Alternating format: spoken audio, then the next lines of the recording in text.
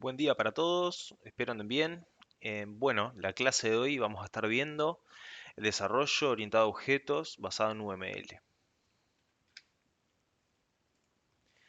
Bien, primero que nada tenemos que ver proceso de desarrollo. ¿Qué es? Un proceso de desarrollo de software describe un enfoque para construir, instalar y mantener sistemas de software. ¿Por qué necesitamos un proceso de desarrollo? Es necesario conocer de antemano qué actividades debemos realizar. Ya comenzamos a ver que el proceso de desarrollo no es solo codificación. Bien, esto es lo que nos tiene que quedar ya, digamos, bien claro. Algunas actividades. Entrar en contexto con la realidad del problema que vamos a resolver con nuestra aplicación, obtener una descripción de lo que se espera del producto, comprender qué se debe hacer, determinar cómo se debe hacer, hacerlo, probar que esté bien hecho, entregar el producto, hacerle retoques varios, mantenerlo en general. Pero hay más. Realizar estimaciones de tiempo, tenemos que ver cuánto tiempo nos va a llevar, costos, recursos, planificar las tareas, cuándo vamos a liberar una versión, cuándo vamos a probar una versión, cuándo vamos a comenzar el mantenimiento, asegurarse que las cosas se hagan en tiempo previsto, de la forma establecida, administrar las diferentes versiones de lo que se vaya produciendo, montar y mantener los ambientes de desarrollo y prueba. Bien, son todas actividades muy importantes que no son exclusivamente codificación de la aplicación. El desarrollo de software es un proceso que contempla todos estos aspectos que estamos viendo por acá. Modelo de proceso, cascada. Cascada es este modelo que estamos viendo acá, es uno, digamos, de los modelos de desarrollo de software.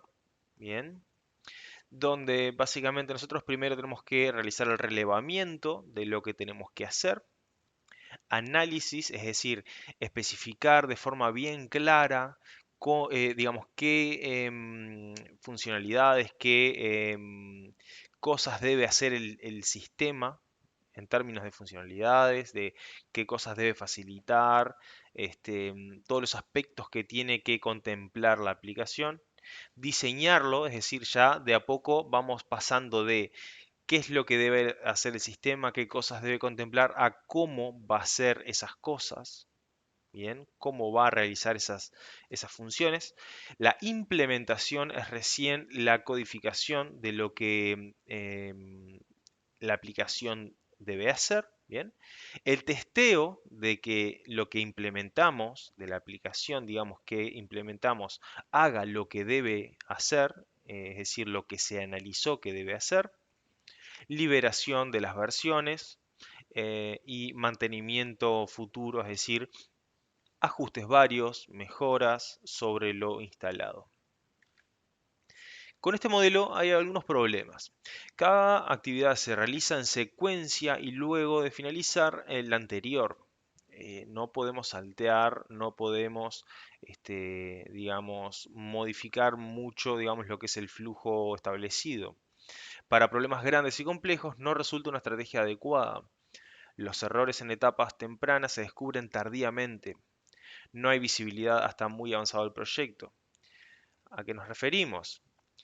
En este caso, por ejemplo, si nosotros nos dimos cuenta de que en la etapa de análisis fallamos con una especificación, por ejemplo, digámoslo que el login debe soportar autenticación con Google, por ejemplo, o con Facebook, y no lo contemplamos, nos vamos a dar cuenta de esto al final, prácticamente en la liberación de la aplicación, y el cliente nos va a decir, pero yo tenía entendido que debía soportarlo. ¿Se entiende? Y nos enteramos muy abajo en lo que es el proceso. Digamos, como mejora este modelo, surgió lo que es el iterativo incremental, que es un modelo un poco más ágil, un poco más práctico, donde básicamente nosotros relevamos qué es lo que debe hacer el sistema, realizamos lo que es la construcción, que vamos a ver que la construcción tiene distintas etapas dentro, y luego tenemos liberación y mantenimiento. Bien.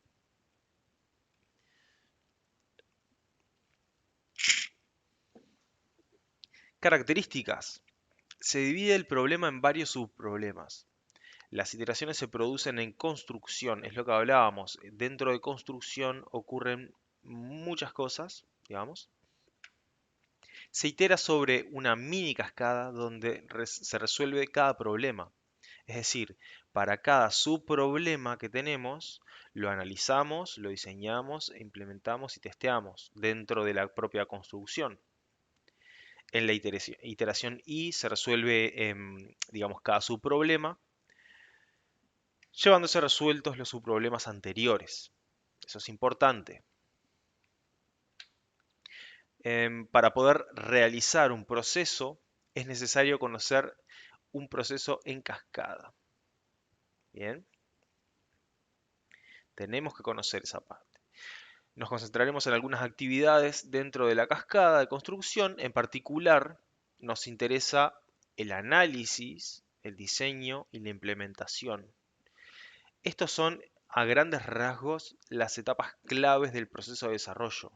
Analizar, diseñar cómo vamos a hacer para resolver e implementar lo diseñado. Los pasos concretos a realizar en estas actividades dependen del paradigma de desarrollo a seguir. ¿Bien? Es decir, algo importante, estas etapas dependen de cómo nosotros vamos a resolver, digamos, eh, la implementación de la aplicación. ¿Bien? Los requerimientos vendrán dados por los casos de uso y descripciones generales del sistema. Bien, vamos a ver de qué se tratan los casos de uso.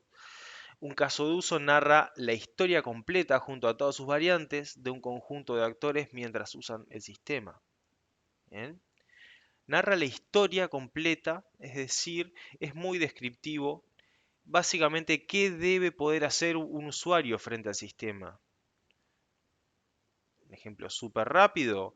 El usuario debe poder ingresar al sistema utilizando usuario y contraseña. em, Una vez que ingrese las credenciales correctas, se redirige a la página de inicio. Bien, esa es una historia de un usuario utilizando la aplicación. Caso de estudio. Gestión de cuentas en bancos a través de los ATMs o cajeros automáticos, como lo conocemos. A través de una red de ATMs, los clientes acceden a sus cuentas sobre las cuales realizan transacciones, tanto depósitos como retiros. Las cuentas pueden ser compartidas por más de un cliente. Caso de uso. Acá tenemos un ejemplo de cómo se estructura un caso de uso y qué forma, digamos, qué datos, qué forma tiene, ¿bien? Y de qué se trata en resumen. Nombre del caso de uso es retiro de cuenta. Actores es quienes realizan esas acciones, en este caso el cliente. Sinopsis. El caso de uso comienza cuando el cliente inserta su tarjeta en el cajero e ingresa su clave de usuario. Tras validar el cliente, el sistema recibe el nombre del banco y el número de cuenta para iniciar la transacción de retiro correspondiente. El cliente ingresa el monto que debe retirar de la cuenta y el sistema realiza el débito. Finalmente, el cliente retira su tarjeta. Bien, esa es la historia del usuario utilizando el sistema. Orientación a objetos. Acá comenzamos con un tema bastante importante que nada más es la médula de este curso. Bien. Es un enfoque la orientación a objetos, diferente al tradicional. Puede ser entendido como una forma de pensar basada en abstracciones de conceptos existentes en el mundo real. Organizar el software como una colaboración de objetos que interactúan entre sí por medio de mensajes. Bien.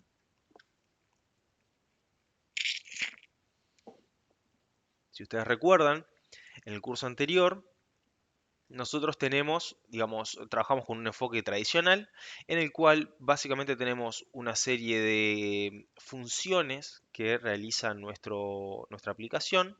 Tenemos un main, podemos tener un archivo bastante grande en términos de líneas de código, con una cantidad de funciones, métodos, y cuando lo ejecutamos en el main invocamos a todas esas funciones. Este enfoque es completamente distinto.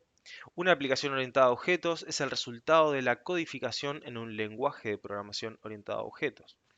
Em, Básicamente tiene esta forma donde tenemos flechas, que son los mensajes. Esta es una forma de representar, digamos, una aplicación orientada a objetos. No es código esto. Tenemos mensajes, invocamos mensajes a los objetos y los objetos invocan mensajes a otros objetos posiblemente y de esa forma van resolviendo el problema en cuestión. El desarrollo orientado a objetos. Los pasos generales de desarrollo se mantienen en el enfoque orientado a objetos, es decir, el proceso de análisis está presente, diseño e implementación, pero las actividades son particularmente orientadas al desarrollo orientado a objetos, valga la redundancia. Tenemos análisis orientado a objetos, tenemos diseño orientado a objetos e implementación orientada a objetos. Ciertas actividades son demasiado complejas para realizarlas mentalmente en el desarrollo de una aplicación de mediano porte en adelante. Es decir, a medida que comienza a crecer la complejidad de nuestra aplicación, estas actividades son bastante complejas para hacerlas mentalmente. Es necesaria una herramienta conceptual que permita a la vez servir de ayuda para el desarrollo de la tarea, visualizar lo hecho hasta el momento, comunicar el avance obtenido y documentar el desarrollo de la aplicación. UML es el estándar para el modelado de software. Es un lenguaje que puede ser aplicado a cualquier sea el método particular de desarrollo de software. En nuestro caso vamos a utilizarlo para desarrollar orientado a objetos. Utilizaremos algunos de sus diagramas para asistir a nuestro desarrollo.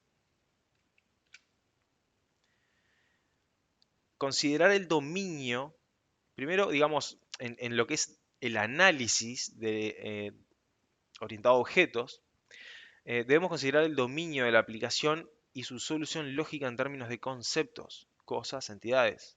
Concepto clave es la abstracción, abstraernos de los problemas técnicos puntuales, dejarlos para etapas más, digamos, adelante, ¿no? Concepto clave, abstracción, objetivo, encontrar y descubrir los conceptos en el dominio de la aplicación. Esto permite comprender mejor la realidad del problema. Bien. Entonces, estos conceptos pueden entenderse como una primera aproximación a la solución del problema. En un sistema de software orientado a objetos bien modelado, existe un isomorfismo entre estos conceptos y los elementos que participan en el problema en la vida real. Es muy importante comprender que la clave de la orientación a objetos es facilitar. Es decir, nosotros tenemos un isomorfismo, es decir, hay una relación directa entre lo que ocurre en nuestra aplicación, en nuestro modelo, acá lo vemos, y lo que ocurre en la vida real. Por ejemplo, en este caso tenemos que una persona, Juan, maneja su vehículo y va a su casa, por ejemplo.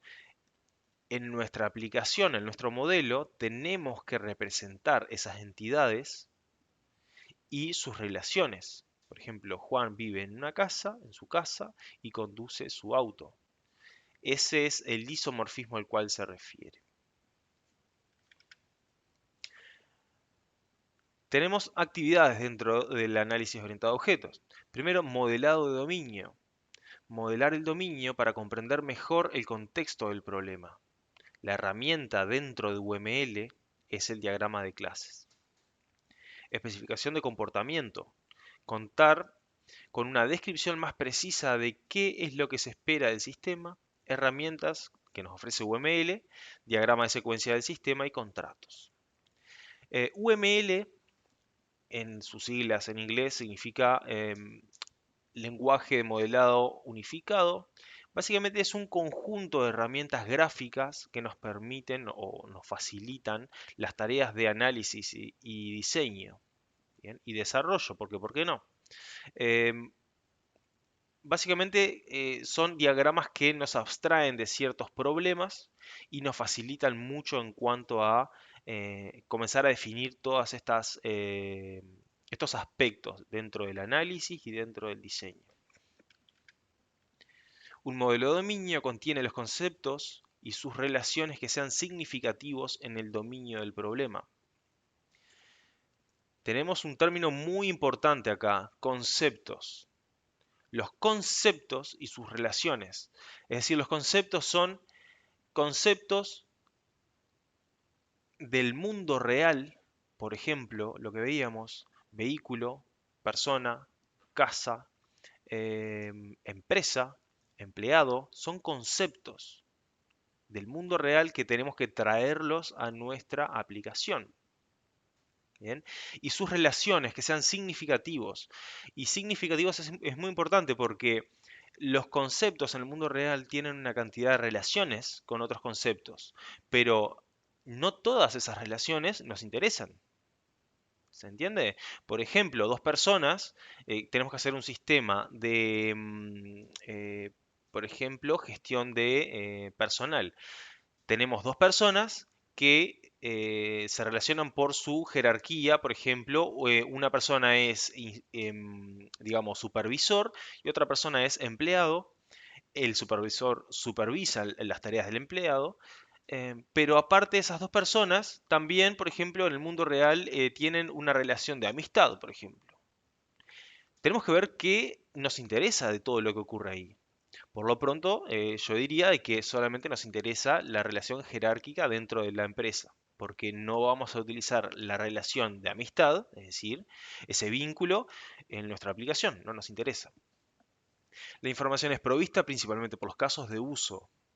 Mucha información proviene de los casos de uso para realizar nuestro análisis. Se incluyen además las restricciones a las cuales está sujeto el dominio. Así se ve un modelo de dominio, básicamente, donde tenemos los conceptos o entidades, también se les llama entidades, que conforman nuestra aplicación. Por ejemplo, en el ejemplo del cajero automático tenemos la cuenta, que se relaciona a un banco, porque pertenece a un banco. Tenemos ATMs o cajeros automáticos que tiene, digamos, el banco trabaja con una serie de ATMs. Los ATMs registran las transacciones, el cliente opera con el cajero. Bien, acá vemos eh, algo así como una generalización, que es algo que vamos a verlo en más detalle más adelante, que tenemos una transacción que puede ser o retiro o depósito. Bien, esto es, se le llama modelo de dominio y esta herramienta, lo que estamos viendo, este diagrama, corresponde al modelado de dominio en UML. Análisis orientado a objetos, comportamiento. Lo que vimos básicamente en las slides anteriores conformaba lo que es la estructura o las entidades o los datos que vamos a manejar. Ahora vamos a pasarnos al comportamiento. Los diagramas de secuencia del sistema, otra herramienta UML, ilustran la forma en que los actores realizan invocaciones sobre el sistema. Los diferentes escenarios de uso son los definidos en los casos de uso, lo que hablábamos. Los casos de uso nos dan los lineamientos de qué entidades vamos a manejar en nuestro sistema, cómo vamos a relacionar esas entidades y qué comportamientos va a tener. El efecto de cada mensaje es especificado en forma precisa por medio de un contrato. De esta forma se ve un diagrama de secuencia del sistema. Básicamente tenemos el actor, que es el cliente, el sistema. Lo que vemos punteado acá es la línea de tiempo, es el tiempo transcurriendo, y las invocaciones que realiza el cliente al sistema. Autenticar cliente, que recibe un parámetro y devuelve un dato. Ingresar cuenta, recibe ciertos datos. Ingresar monto, son interacciones que se dan para que se lleve a cabo el caso de uso. Esta forma tiene un contrato. Hablábamos que el contrato es la herramienta para definir de forma precisa qué es lo que debe hacer el sistema y qué, digamos, flujos o escenarios posibles hay, variantes hay de la función. Bien, la operación es ingresar cuenta, que recibe un entero y un string. La descripción obtiene la cuenta, número de cuenta, del banco, nombre banco, sobre el cual se realiza la transacción. Precondiciones. Las precondiciones son cosas que este método espera que se cumplan cuando se llama este método. Este método se va a invocar siempre que exista una cuenta del número de cuenta, exista un banco del nombre banco y exista un cliente autenticado. De forma que solamente se va a poder ejecutar en estas condiciones. Postcondiciones es qué ocurre con el sistema después que se ejecuta este método. El sistema selecciona y recuerda la cuenta. Bien. Seguimos con las etapas del desarrollo orientado a objetos. Tenemos finalmente el diseño. El diseño es el diseño es la etapa intermedia. No hemos llegado a la implementación. El diseño es la etapa que sigue al análisis de los requerimientos del sistema y la definición, digamos, de todo lo que debe hacer el sistema. El objetivo es definir objetos lógicos de software y la forma de comunicación entre ellos para la posterior programación. Como decía, el diseño orientado a objetos es la etapa intermedia entre lo que debe hacer el sistema y hacerlo. Es decir, el diseño pretende definir cómo vamos a resolver los requerimientos del sistema. No los implementa, los diseña.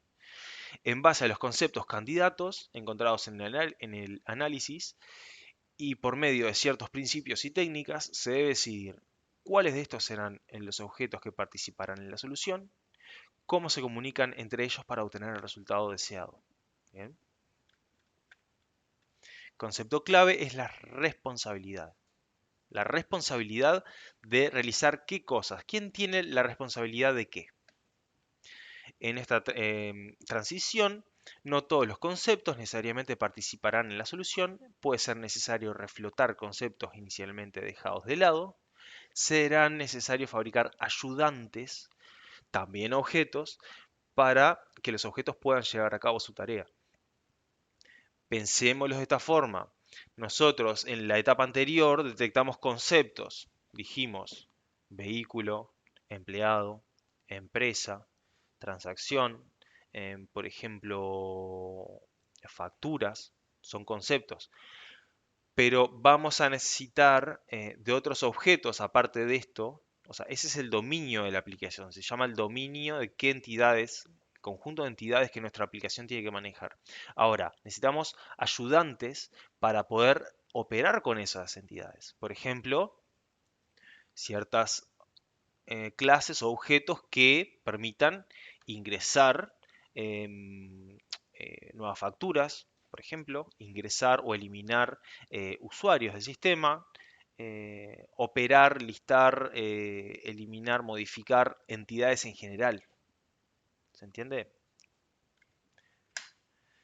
Entonces, tenemos que el diseño orientado a objetos incluye el diseño de interacciones, definir cómo se comunican los objetos para resolver las operaciones del sistema. La herramienta en este caso dentro de UML es el diagrama de comunicación y el diseño de la estructura, que es especificar la estructura necesaria para que todas las interacciones puedan ocurrir. La herramienta dentro de UML es el diagrama de clases de diseño. Interacciones. Se realiza un diagrama de comunicación por operación del sistema. Los objetos protagonistas aparecen sugeridos en el modelo de dominio. Sugeridos. El resultado esperado es el especificado en el contrato de la operación a diseñar. Quiero que vean cómo se comienza a conectar todo lo que hemos visto.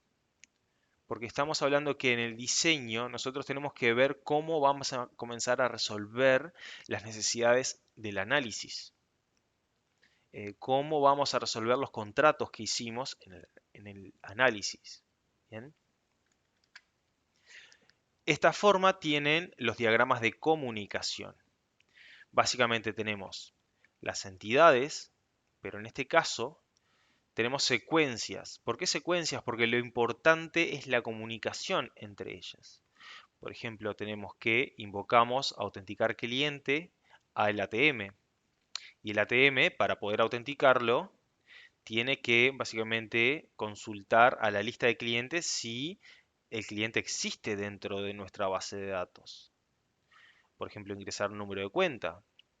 Ingresar cuenta, lo invocamos al ATM. El ATM primero, vean este numerito que es el correlativo de los mensajes que se hacen, tiene que buscar el nombre del banco para ver si el banco existe. En el caso que exista, le pide a ese banco, digamos, los datos de la cuenta en cuestión. Y el banco realiza una búsqueda en la lista de cuentas.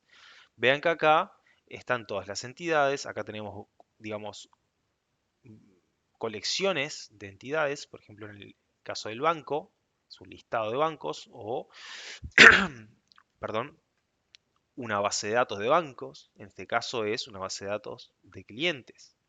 Y buscamos algún cliente en particular o algún banco en particular. Estructura.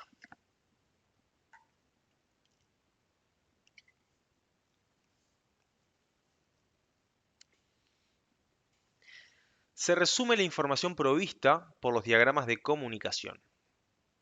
La estructura está guiada por el modelo de dominio. Generalmente se realiza un único diagrama de clases que resume toda la información. Habíamos dicho que para la estructura la herramienta era el diagrama de clases de diseño. Entonces, acá tenemos un ejemplo de diagrama de clases de diseño. Acá tenemos las entidades o los conceptos, como son ATM, banco, cuenta, cliente, retiro, transacción. Pero vean que no es lo mismo que el diagrama de clases de análisis. En el análisis nosotros nos abstraemos de ciertos problemas y solamente ponemos em, las relaciones que nos interesan entre esas entidades. Acá comenzamos a detallar un poco más y a definir un poco más a bajo nivel. Por ejemplo, sabemos que el ATM tiene un número de identificador y tiene una serie de operaciones, identificación, seleccionar cuenta, ingresar monto, son las operaciones. De esta forma se define una clase de diseño. Tenemos el nombre de la entidad, en la primera sección tenemos los atributos que tiene la entidad y en la segunda sección tenemos las operaciones que va a tener. Acá, por ejemplo, banco tiene un nombre y tiene asignar cuenta. Bien, un banco tiene muchas cuentas. Esto se llama cardinalidad, lo vamos a ver más adelante, pero básicamente estamos diciendo un banco se relaciona, tiene muchas cuentas en su dominio. Cada cuenta tiene un número y un saldo y un método de evitar, es decir, para poder extraer dinero de esa cuenta. Un cliente, por ejemplo, podemos decir que realiza operaciones, muchas operaciones en el ATM y esas operaciones son transacciones básicamente de tipo retiro, depósito. En resumen, el diagrama de clases de diseño es una, em, digamos, definición más precisa de los conceptos que va a tener nuestra aplicación, va a tener manejar nuestra aplicación, qué operaciones y qué datos va a tener y digamos, muy importante comprender que esta estructura debe resolver las interacciones anteriores que habíamos definido en el diagrama de comunicación. Bien, fundamental. Implementación. Acá sí llegamos a la tercera y última etapa de lo que es el desarrollo orientado a objetos. Su objetivo es codificar en el lenguaje de programación orientado a objetos las construcciones definidas en el diseño. La definición de los objetos y el intercambio de mensajes requieren construcciones particulares en el lenguaje a utilizar. Bien, tenemos que comprender que la implementación es llevar a cabo o llevar al código lo que se analizó, se diseñó. Bien, la implementación o la codificación es la tercera etapa, digamos, de lo que es el proceso de desarrollo.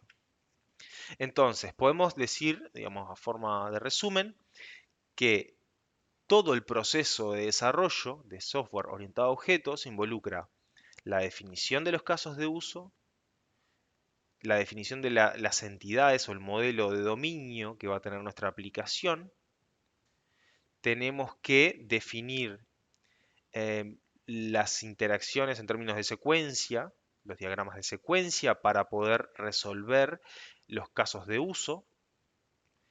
De los diagramas de secuencia se extraen los contratos, es decir, las operaciones que va a tener cada objeto, precondiciones, poscondiciones, los parámetros que recibe. Y luego, digamos que en la etapa de diseño e implementación, más diseño que implementación, vamos a realizar los diagramas de comunicación para que se puedan resolver esos contratos. Vamos a realizar el diagrama de clase de diseño, que vean que es distinto al modelo de dominio, muy importante. ¿Por qué? Porque involucra más detalle, atributos, operaciones, ¿bien? Cuestiones ya más cercanas a la implementación. Esto es a grandes rasgos lo que es el proceso de desarrollo. En este curso en particular vamos a hacer una versión resumida de todo esto, así que nos vamos a enfocar en un par de diagramas que son los más útiles a efectos prácticos. En particular, el modelo de entidad-relación, el MER, que es una de las herramientas de UML, es una herramienta muy útil para modelar el dominio de las aplicaciones. Bien. Este modelo sí tenemos que dominarlo porque es quien nos permite analizar y diseñar ya cuestiones no solo de requerimientos, sino que a nivel de base de datos, para que se hagan una idea, nos resulta muy útil, digamos, este modelo entidad-relación. Bien, y vamos a ver de forma muy resumida el diagrama de clases de diseño, un poco para tener ciertos conceptos particulares medianamente claros, porque este diagrama es lo más cercano a la codificación en el proceso de desarrollo. Los demás los vamos a ignorar por ahora, pero sepan que están disponibles, se pueden utilizar y se pueden encontrar, digamos, el día de mañana en un futuro trabajo con ellos. Bueno, espero les haya servido. Dejen preguntas, dudas, consultas en los comentarios y nos vemos en las siguientes clases.